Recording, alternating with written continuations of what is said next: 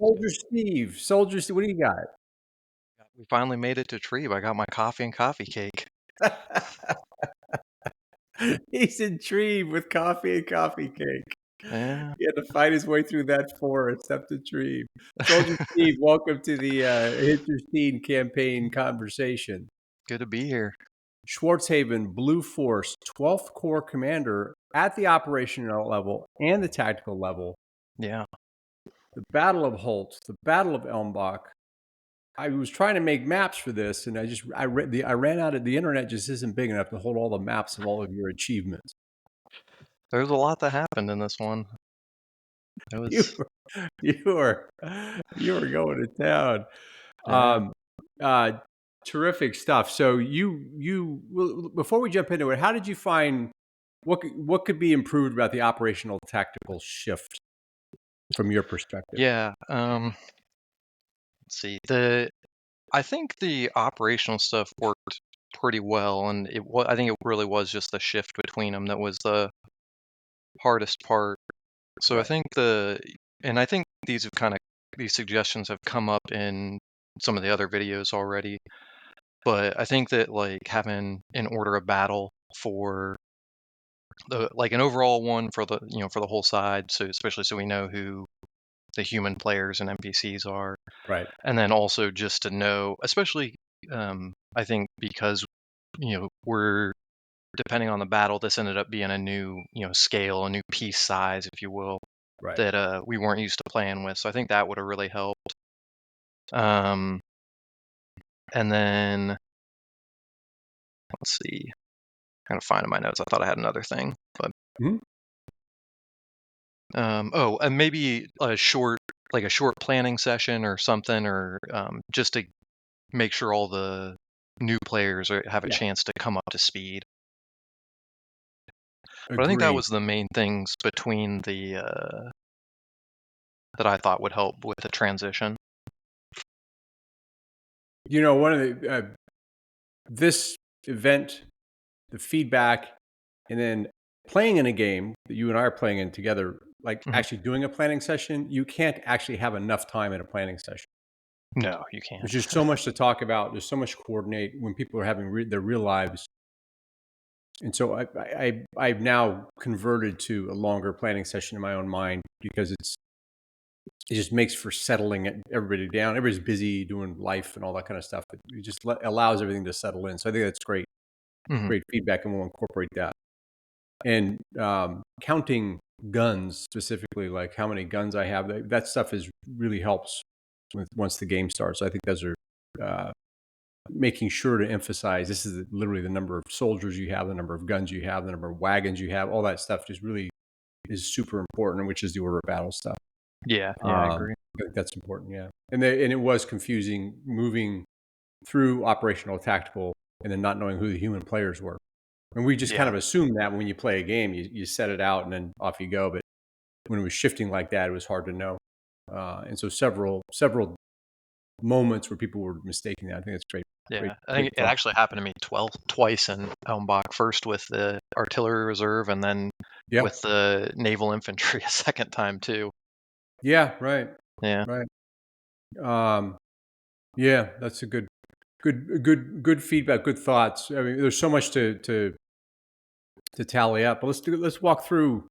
I'm going to go ahead and bring up map one here, and this is the start of the campaign. Melchett, with you guys on board doing a planning process, you guys did an excellent job of using multiple roads. I thought it was superbly done. And the yellow circle is you're the 12th. You were coming up from the south. You had a little bit longer to march, actually. Yeah, a little, but not much. Oh, I mean, you've seen, I did it for that game you were talking about we're in together, Yeah. but I like to, one of the first things I do in the planning process is measure out march Mhm. times. And so it wasn't too much longer, my route was. Okay. Yeah. Good. But yeah, it worked. I think that, that went really well using multiple roads, and a little later on we ran out of roads, so we weren't quite as able to do that as much, but a little bit of traffic around Crum and Holtz, but that was expected and no real way around that. So, but at least to start, I thought the planning process went really well, like you said. The only thing is we did think about supply in there because I also, with like the march routes, I also did a similar thing for supply, Right. and cities we could get supply from and what their ranges would be and everything. Uh-huh. And we didn't understand that we would have supply coming in from the north, so we kind of thought that that whole northern sector was just kind of a dead zone with no supply, and we didn't expect the enemy to come from there. We thought they could only come from like the east or maybe the northeast. So that's why we really, Oh, and then that's with interesting, right. Wilsh too, we felt like we really didn't have an option but to just concentrate everything at the south. Got it. Okay. And that was probably a thing that could have been clarified in the opening materials, Yeah, I think so. um, because that orientation is super important. That's uh, well said. If I had this award, the Order of Saint Albermale, the patron saint of advanced guards, you would win it. You did an Thanks. absolutely doctrinal deployment of an advanced guard, like right out of the Moltke materials. Yeah, Beautifully done the whole way. thank you. Congratulations. You wear your medal proudly, right? Yep. No, very well done. So the advance guard ensured that it cleared the way, and well done. There were not as many advance guards in the other columns, Hmm. so I saved a little bit of money on the metal production. So, Well, now that people know there is a medal, everybody's been going for it next time. yeah, there's going to be advance guards everywhere, like Yeah. butterflies. So, um, in map two, I'll bring up now, and that just shows you how you kept on a different path that you Hmm. guys have all scraped out. So or had roughed out, not scraped out. And you had the luxury of multiple paths to the area. Now, what was the thinking around Crum? Is that because the east, you thought they were coming from the east, and so it was all going to Yeah, come we together? thought they were coming from the east or maybe the northeast. And so we thought by March times, we thought that that would be about where we would be likely to meet. Fair enough. Um, Fair enough. that and then just the roads converge there. So between those two things is just kind of a natural aiming point. Yeah. And why no? I talked about. I've already had a chance to chat with Melchip, but from your perspective, why no? Why was the West just not even considered in terms of security, or is that something that you guys talked about? Do you We recall? we did talk about it, and like I said, because we expected them to come from the east, I counted it was going to be like 7+ days from the closest place we thought they could come from to Got it. to reach there. And so we were like, well, that's far enough out that plus they'd be out of supply by the time they got there. So we were like, we don't think we really need to worry about that much. Got it. Okay, now it makes sense. It was the first time I really understood. So it wasn't And that that's the why like West we was. had our that's why our garrison was so far forward at um Drosh too, Yeah, because again, we didn't know that they'd be able to start west of that. So got it. So that didn't look as far flung as it ended up being, because if you look at an eastern approach, it was just really it's a flank garrison out on the side. exactly. Yeah. Ah, now I understand. Okay.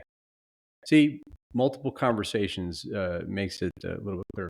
I'll bring up map three, and this is where it gets very interesting because you did a tremendous job at all levels. The march to the Crum Holtz area was well executed, but then you were all there. Yeah. And it was the commander of the Crum garrison got a ringside seat as all these forces were marching through his town, and he was hiding supplies to make sure you guys didn't eat him out of house and home. Uh, so you ended up on the south side of Crum Yeah. as the rest of the folks came in, and the yellow circle shows you just north of Welsh and south of Crum. And then there's word that there's activity at Holtz. So talk a Hmm. little about the planning for Holtz and how you guys conceived of that and your role in it. And this would be, Yeah. I'll bring up map four Okay. to The show the whole. so the planning for Holtz, it was basically came down to that, we have what was it, like 6 divisions there, and there were 2 bridges.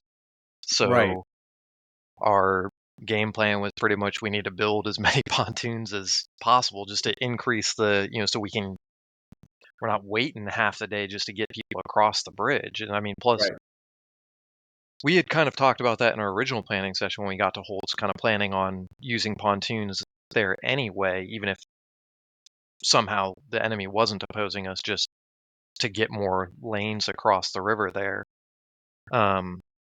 But that, I mean, it went really well. I don't think we've ever had a more textbook battle that I've been a part of in terms of, our pontoons went down well and we were able to easily push the enemy back and threaten their line of supply. And If the scenario would have ended there, it would have been a hallmark of. I mean, really, it was yeah, amazing yeah, how you guys exactly. you did that. Um, and how did that plan come into being? Because it was rather rapid fire because there was not a lot of time to put it in motion. But you guys all Yeah. sprang into motion. Um, I mean, I think it was two things. I think one was um, everybody was excited about, our first tactical battle, finally meeting the enemy, right where we thought we were going to. Everything had gone, our movement had gone to plan. We were all concentrated there, so everybody was excited. So that, everybody was involved and ready to be part of the planning process. So that always helps. Mhm. And two, since we kind of had talked about it some in our original planning process, I think that helped speed that planning up too. And we were actually, I remember being really surprised when at some point, I think it was either late in the planning process or maybe even like early in the, like right before the battle started or something, you made a comment of how this one was going to be a little bit more abstracted because it was a smaller battle. And I don't know about everybody else on my team, but I was like, wait, what? Where are they all then? Because we were expecting that Right. they were probably going to concentrate at that same point, and that was going to be, that ended up being the next river up. But yeah, They where it had the ran big into battle. supply problems, which is Yeah, it just slowed them down, and so we Crisis didn't we in didn't charge count of on that incompetence of our enemies, I guess. the Crisis decided to stop in Trieb, and he was the first one to have some of that nice cake and coffee because Hmm.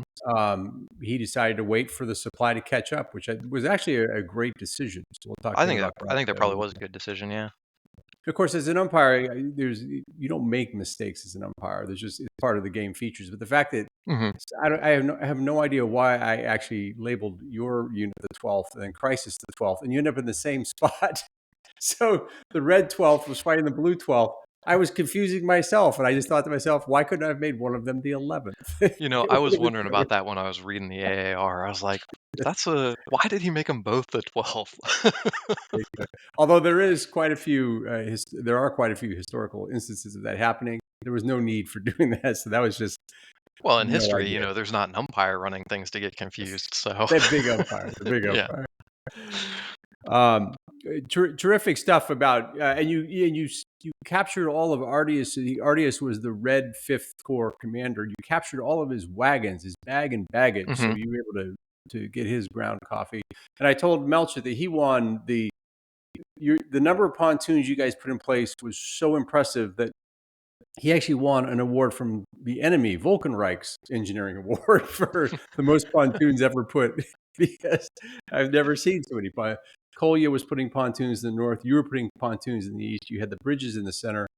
Yeah. It really was a terrific plan because it absolutely enveloped Ardius's much smaller corps. And he didn't actually realize how outnumbered he was until very late in the game. And then he basically had to take a runner and get out of there, leaving his bag and baggage behind. So, Yeah. and that Which actually made a difference in the next battle. I thought that was interesting and a good choice by him too, just because like in the first test operational game we did, there was a battle that ended up where I forget the exact specifics, but one side didn't realize how outnumbered they were and they didn't pull back and things went very differently for them. Very differently, right? Absolutely, he did a good job there, Hmm. um, wisely, and he made a decision to get out of there as a matter of fact. So now that led right into Elmbach, and we already talked about in the beginning how it would have been better for a little more planning. But Holtz really was a precursor to Elmbach because you guys rolled right into it. Yeah. And I'm now bringing up map 5, and this is the beginning of Elmbach. And so Hmm. you were the lone corps on the southern side of the river. Talk about how that came to be and what your understanding of your mission was. Yeah, I mean, that came to be just because when at Holtz, when we crossed the river where we crossed, we ended up off road, just kind of in the middle of a field there. Yep. And, the other corps ended up in Holtz. They were already pushing north of Holtz by the end of that battle. So it just kind of, I think, really is just a function of the terrain, is how we ended up that way. Hmm. Um, it kind of worked. The plan had always been for me to go to Trieb to guard our flank at that point, once we got to Holtz. So um, it just kind of, I guess it was in line with You our guys planning. envisioned this all the way back in the very opening planning session. Yeah, I mean, we in the opening planning session, we talked through all the pretty much, I mean, sometimes planning sessions just go up to where the first engagement and kind Right. of end there, and oh, we'll see what happens. But we really talked through the what we saw as the whole campaign, and Okay. all the way up to getting up to Drosh, even because we figured there was a good chance that that would be the end goal, whether or not they were besieged or taken over or whatever. We pretty much had to Right. make it there to clear the rail line. So, What um, a great lesson, and we will take a second to call it out. So the fact that you thought Melchett being in charge, Kolya, yourself, Cactus, um, and the garrison commanders, you thought beyond the first engagement, and therefore, by actually thinking about those scenarios and those potentials, when it came time to actually be on the field, you naturally just followed what you'd already rehearsed in a sense. mhm. It's terrific. It's terrific. It's a credit to Melchett's planning process that he's so well known for, but also the fact he had really solid really solid commanders. You all were on Yeah, it top was an of it. awesome group. Yeah, it was a really good, really solid group. So I'm gonna pull up map 6 now, and this is actually later in the day because there wasn't a lot of dynamism down in the south. There was a lot of information confusion and moving around There relative to was, the Army yeah, artillery, but there wasn't a lot of movement. You had in the north, you had the 38th. In the south, you had the 34th. And what you hmm see here in the map is the 34th in the, I'm sorry, the 30, yeah, 38th was in the north, is yeah, engaged in a skirmisher battle. and the This is about 34th is starting to go around the flank of those woods 34 there. starting to go and go up into those woods. So, Hmm. um, talk about, were you really wrapped up in the artillery discussion or in terms of the Army artillery going around and all that confusion? I was in the area, so I ended up in, I think, one of the co-locations where it was being Mhm. discussed, but it wasn't my problem to figure out, I guess. Right. Um, so I knew that there was and I would guess I heard about it because it initially, our very first plan had been to go for the north to be our main push, and we were just gonna Right. kind of guard the flank, make it to Trebe if we could, but then we ended up with more artillery than we expected, and there was a lot more enemy artillery concentrated in the north, so Melchett pivoted to the main attack being with us through the east.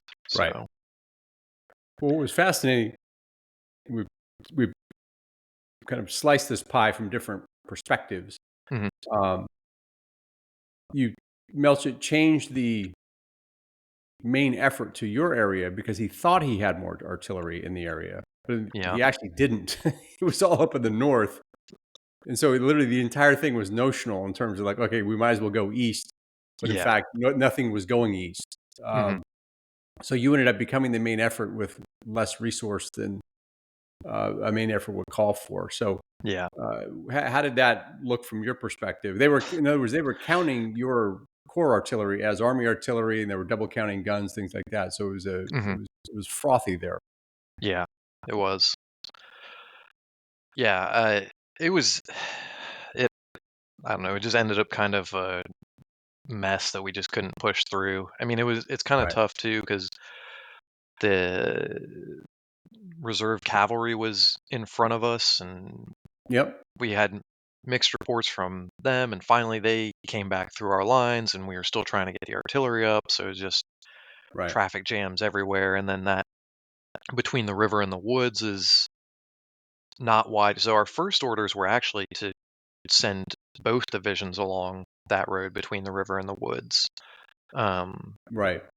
from the Army HQ, that was what we were directed to do, and I was glad that we ended up not doing that because it's not a wide enough area, I don't think, to It would have effectively. been tight. Yeah, it would have been Yeah, tight. yeah. Um, so then we ended up trying to have the 34th go around the woods, and then they, the 38th at one point, they got later in the day. I think it's about this point where they get attacked, and they successfully repulse the attack, and they sent dispatches saying Mhm. we have a good opportunity for the 34th to hit the retreating enemy in the flank and possibly take out their guns that are at the south end of their line. In the map here, Right. you can see. I think at that point we could only see the northernmost group of infantry and the guns. I don't think we knew about that other infantry yet. Right. Maybe we suspected there might be more in the area, but we hadn't seen them. And so the 34th ended up going through the woods, and kind of expected them to. They ended up going more north-south than expected and opening their flank to those infantry, and Right. I think that's really when, for sure, that we kind of lost enough power to push through here. I mean, we tried a couple more times, but then we ended up just fighting in the woods is tough. So Well, I'll probably avoid that next time. yeah, that's there's always a lesson learned in all these things. So fighting in the woods is a little tough. So, but what's interesting there is how it, if you look at it one dimensionally, you say, "Oh, you fought in the woods," but Yeah. really that wasn't actually your intention at all. Your intention was quickly get through the woods to hit the other unit on the flank. So if you look at the map, there's the two exposed artillery units, red, Hmm. show a bit of flank, and so from the reports you had, there was a flank there to hit. Yep. So you order the 34th, go straight north, hit that flank, roll that up. We go to Trieb, and we have the coffee and cake that we so richly deserve, right? Yeah. And Um, originally, before that, mhm. that was kind of a slight change in their orders, try to take advantage of the opportunity. We'd been positioning for them to go around the woods Around the for woods, right? an attack the next morning until that, the opportune counterattack chance. But Right. And so I'll go ahead and bring up map 7, which is the next map. It's a little later in the day, but it shows mhm, how going around where the cavalry is now and the number 3 is, yeah, sorry, number 5. Um, if you'd have gone around, then you would have hit a flank, right? right. So, right. And so what was an opportunity to take turned into, missing a different opportunity, which is the joy of Kriegsspiel. Yep. Um, interesting. Yeah. Why? So Unicorn Poacher was your commander in the north, if I recall. Um, no, it Right? was the blood cow, I think. The Blood Cow. Sorry, they both have similar. Yeah, Sorry, yeah. Unicorn Poacher was opposed to him. The Blood Oh, Cow. okay. That's right. Um, Yeah. all I know is Unicorn Poacher and Blood Cow both write excellent orders. So that those skirmishers were the most well ordered. Um, it was unbelievable the amount of detail of that skirmish fight there. So I knew exactly where those skirmishers were going to go because the unbelievable clarity and great work from those two That's commanders. great. I thought you did a great job positioning yourself. So you always thought, and I think this is a thing that we want to emphasize to each other as we play this game. Locating your headquarters is so key. You had a lot of information that you wouldn't have gotten if you hadn't been as thoughtful on where you put your command. Hmm. So you de-emphasize running to a co-location and more like I want to be here so I can see what's going on in both directions. So you ended up behind the guns and on the slope, which allowed you to really keep tabs on the action for the whole corps, which was excellent. You actually you did that at the top tier for the whole battle because I think you're a few of the red folks did as well, but you really did a nice job with that, and it really gave you more information based on you thoughtfully placing your headquarters. Thanks. Yeah. Yeah. I mean, I think I don't know where I got the idea to do that from. Probably some of the previous games or watching other people or whatever. But yeah, I want to make sure that like you said, that I keep an eye over what's going on in my part of the battlefield. They can send me dispatches. I knew they were trying to figure out the gun situation and handle whatever was going on in the north, and I had my orders, so I didn't need to go try to talk to them anymore. I just need to focus on my core and trying to Yeah. get us to. I mean, it was the red had a strong line there, so we ended up not being able to push through, but we gave it our best. Red had a strong line, and then they dug into that wood, Hmm. um, and then you had General Bauer was in the south. Fornkabinnen. His is Yeah, a username that I can never quite get my arms around. yeah, He no, me either. I have to copy it and paste it. I love the guy. He's a Yeah, great player, and he he is. does a Yeah. terrific job, but that username kills me. Fornkabinnen. So, he was in the South. I thought he gives really crisp, good, clean orders, but he Hmm. just kept pushing in the woods, and so that really Yeah, hurt I the think. throat. Yeah, Yeah, after that, trying to make that flank attack, I think we just kind of got stuck in the woods, and then yeah, we were kind of there wasn't a real opportunity to try to reposition because there was pretty much constant pressure on his division from that point on. right. So, So then if you look at your map, where the number 4 is in the green field with the yellow number 4, that's where that action took place. mhm. Though you did a good job, your artillery firing down into those woods. So that was your order. So that took it from a really bad situation into just a marginally bad situation because you were able to hold them off with that artillery. So that was well done. Yeah, Um, yeah, yeah. thank you. So nights toward the evening, you guys had a little powwow. What was the thinking there coming in the next morning? Because you want to give it another shot the next day. Yeah, I mean, uh, I don't know. I guess I did not at that point. I did not feel good about it. Um, Yeah, about our odds of success. You know, I didn't. We were pretty much in the same position. Nothing had really changed, and we hadn't been able to push through before. So I was not optimistic. I thought our only chance was if the cavalry that was somewhere out there yeah. made a decisive move, and Well, they they, did. I'll pull up map 8, yeah, and they did make a decisive move. They rode away. they did, just they not rode they rode east because they heard about the cake and coffee in Trieb, and off exactly. they I went. don't blame them, but They rode east. I was waiting. Rebel Squirrel was helping me umpire, and we said, "Oh, that'll be interesting if the cavalry comes in behind Crisis to see what he does, because he's going yeah, to have to collapse that position to deal with a whole cavalry division's a cavalry division that had been well played, so there wasn't a hmm, lot of casualties. But they went east to Tree for coffee and cake, and left yeah, the poor Fornkanen holding the bag down there in the woods, and that basically ended the scenario. So, yeah. um, I mean, I think their thought was because we had talked about them trying to make it up to Tree to cut the enemy line of supply right, to this southern group.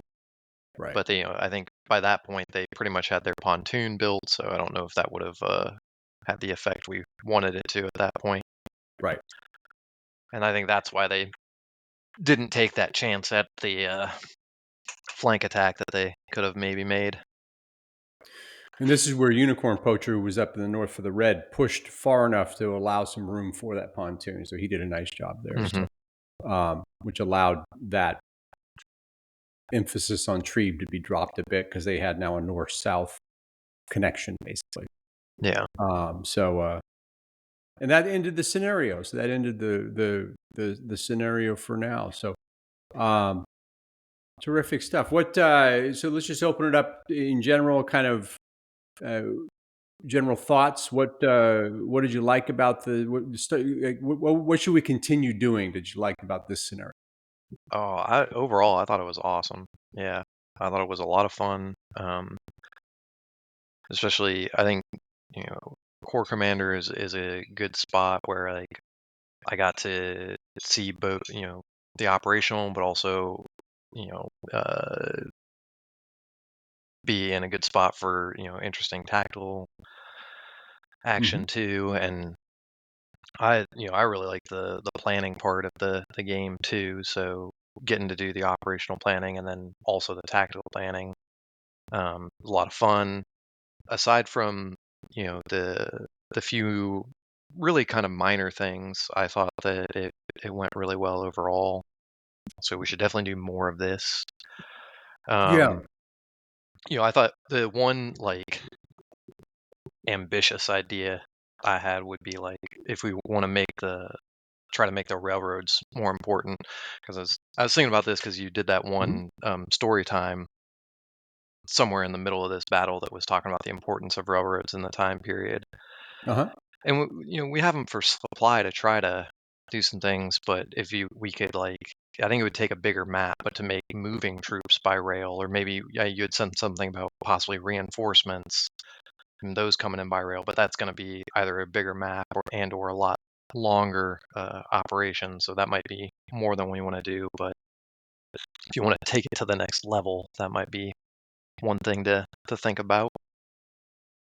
Yeah, I think that that's a great point. The Franco-Prussian War, entire French divisions would just kind of not evaporate, but their cohesion would drop because they didn't have sufficient supplies, and they were in the cold and it was raining and they didn't have the ability to shelter, and it was all a supply problem. And Hmm. they're 5 miles up I don't know how many miles up the rail line, there were supplies they had to burn because the Germans were coming, right? So Yeah, the, somehow reflecting that importance of the ability to move those supplies to keep those troops coherent, or cohesive, would be interesting. Yeah, I think that's a great point. It's a great point. There were say the map needs to get bigger. That's for sure. yeah. Yeah, I think big. also this one having all the mountains in the middle kind of Yeah. artificially made it, it was bigger than the last one by, dimensions, but then you take out that whole area in the middle that you can't use, and it really kind of shrinks it again too. Yep. Yep. I don't know where the tectonic plates moved and just created those mountains. There was no. Hey, yeah. It was like the 12. It was like the 12th versus the 12th. It was just one of those things where how did those mountains get there? There was. I actually pulled an actual map of northern Austria, or northern Okay. Austro-Hungarian Empire, and the mountains were there. So I said, "Oh, there's mountains here." So I'm pulling the curtain back, I guess, a little too much. But anyway, so yeah, there needs to be more. There needs to be more ground to maneuver, and more. Um, and the operational turns need to be longer than a day, because a day doesn't really give enough to have supply matter. Yeah, that's true. Because you can go a day without supply, but you can't go a week or 2 weeks. So Yeah. there's something around that it has to be adjusted. Yeah, because like the total length of this, in-game operation was what, like 9 days or something like that, I think. Yeah, right, and that wouldn't all this stuff wouldn't have happened in 9 days. Most of those units would have just sat in bivouac for 9 days. Right. You know, building up their, you know, freshening up the horses and things like that. Yeah. If you read some of they would think in terms of months, in terms of when they were actually to get a force moving, particularly the French, although there were no French forces here. All lessons to be learned. Um, how about well, you didn't experience it. People didn't mind sitting out for a bit and then coming in on tactical, which is one of the concerns I had. So I think I'm less sensitive on that front too. That's good. Yeah. I mean, I personally, I think I would probably want to try to be, Corps commander again if I could to try to. I thought it was fun getting to play the whole thing and seeing Yeah. both sides and the transition, everything. I'm glad it worked out for people who were just jumping in. It seemed to. It seemed to. Yeah. So people were okay. In other words, in the feedback, it wasn't. I hated waiting and things like that. So it was good. Cool. All right. Well, uh, you've seen the very tactical kind of work we've done in Origins. You can down in the physical pieces and that kind of like running the problems directly as one format. That's a Yeah. lane, and then there's this lane. It's pretty clear from the enthusiasm after this one that this lane has got more legs to it. Yeah. And so, Well, I think the- because I think we, kind of started small and we're building bigger, and this still kind of incorporates a lot of with the tactile battles, incorporates a lot of the lessons and everything, and the good aspects from that. So I think that's probably why a lot of people are saying let's do more of these. yeah, yeah. Um, we'll play with ways to make it more manageable, and more people are gonna umpire is the other piece of it. Is we just didn't. A lot of what happened here is Rebel Scroll did a fantastic job umpiring, but boy, I really relied on him to do a lot of work. Yeah, So yeah, I, he was he was a squirrel at a wheel, and he was great. He was very patient. He was like, "No problem, I'm in it for the long haul." But I could tell he was doing um, long resolutions, as was I. So we have to rebalance that. So I think some of the guild members are going to get a chance to do some umpiring. But we have to figure out a way you don't umpire the whole game. You umpire a piece, then you move back into a role that's in the game. So yeah. That'll be um, that'll be tough to figure out and how to keep the fog of war and everything. yeah, yeah, uh, yeah. I got to think that through. How to do that. That's part of the. You can't solve for all the variables. So, Right. I mean, but sometimes you got to just try and see what happens and make the yeah, iteration on the next one. yeah, yeah. Absolutely. Maybe the assistant umpires can't see the planning channels. Maybe. Would be one way to do it because then you Yeah. don't get and you get that kind of subtext. Oh, we'll think it through. We'll figure it out. Yeah. Um, Soldier Steve, a noted member of the community, uh, has his own Kriegsspiel set. Has now the Order of Albemarle, the patron saint of route planning and advanced guard usage. Thanks so much for coming on. It's always a pleasure talking to you about Kriegsspiel. Yeah. Always a pleasure. Thanks for having me.